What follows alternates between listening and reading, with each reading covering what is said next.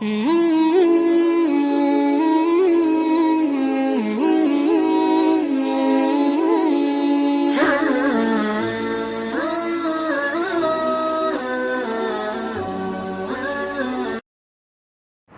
کے لیے آتے ہوئے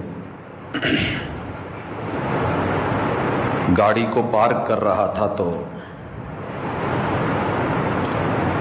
ساتھ میں ہی تربوز، اس کا چھلکا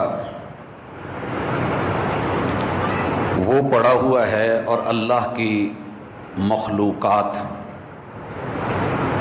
اس میں سے اپنا رزق کھا رہے ہیں۔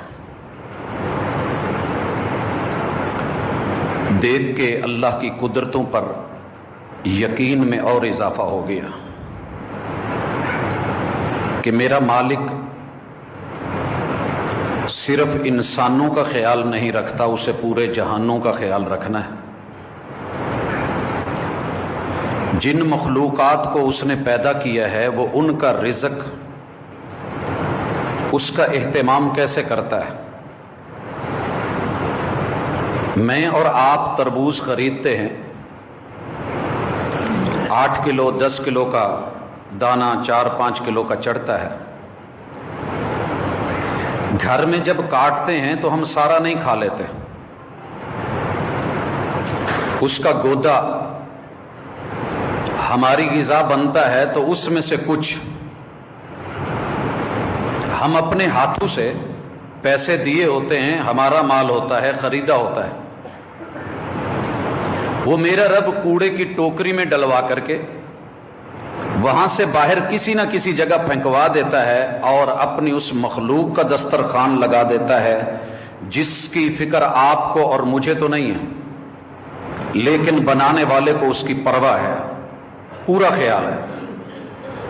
حضرات، یہ مثال کوئی معمولی مثال نہیں ہے، دیکھ کے گزر جائیں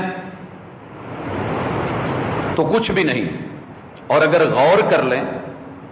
ہماری زندگی میں کوئی خوراک لے لیں، جب ہم خریدتے ہیں تو میرا رب اس میں سے ہمارا حصہ ہمیں دلوا کے ہمارے ہاتھوں سے جو دیگر مخلوقات کا رزق ہے وہ ان تک پہنچا دیتا ہے۔ آپ گرمے کو دیکھ لیں، سردے کو دیکھ لیں، آم کو دیکھ لیں، کیلا دیکھ لیں، کوئی پھل لے لیں، ہم سارا نہیں کھاتے، وہ ہم سے لے لیتا ہے، مگر کچھ رزق ایسا بھی ہے کہ جو ہمیں دے کے کہتا ہے کہ تم اس میں سے اپنے انسانوں کا اور اپنی نسل کا خیال رکھو، جو ان کا حق ہے، زکوٰۃ کی شکل میں، خیرات کی شکل میں، صدقات کی شکل میں، جو کمزور ہیں، جو مساکین ہیں، جو غربا ہیں۔ اگر 200 کا خریدا ہوا تربوز اس میں سے سارا ہمارا نہیں تو ہمیں ملا ہوا 100 یا 200 وہ بھی سارا ہمارا نہیں ہے۔ آپ سوچئے، صرف 40 روپے کے پیچھے 1 روپیہ کیا ویلیو ہے؟ اتنا سا رب نے مانگا ہے۔ جس طریقے سے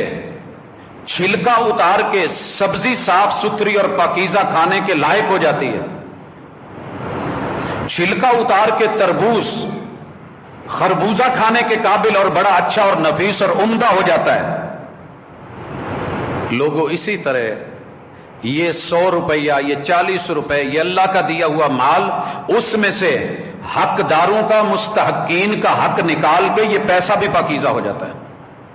آئیے مثال لیجئے، خربوزہ آپ کسی کو ویسے بھی رکھ دیں، چھری رکھ دیں، ایک یہ بھی طریقہ ہے، لیکن اگلا سمجھ جاتا ہے کہ یہ کاٹنا نہیں چاہتا تھا، آڑو کو لے لیں، ایسے رکھ دیں، آم بھی ایسے رکھ دیے جاتے ہیں۔ ایک اور ہے کہ جلدی جلدی سیدھا کاٹا، کلاشیں نکالی اور رکھ دیا۔ ایک اور بھی طریقہ ہے کہ چھلکا اتار کے مناسب پیس کر کے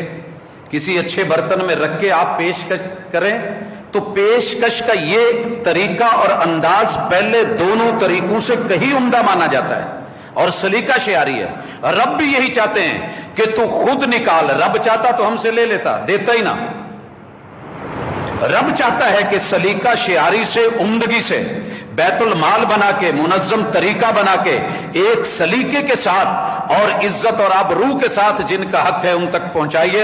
اس کو میں تمہیں قرض کے طور پہ لے رہا ہوں، دے کے پھر قرض لے رہا ہوں، لوٹاؤں گا تو کمال لوٹاؤں گا۔ حضرات مجھے اس سے بڑھ کے کچھ نہیں کہنا، یہ بات مجھے چینل کو سبسکرائب کر دینا، ویڈیو اچھی لگی ہو تو لائک کر دینا، کچھ پوچھنا یا بتانا ہو تو کمنٹ کر دینا، اور اگر صدقہ جاریہ کا سوچ رہے ہو تو اس ویڈیو کو آگے ضرور شیئر کر دینا۔ اللہ پاک آپ کا سننا اور میرا سنانا دونوں قبول عطا فرمائے۔ جزاک اللہ خیر۔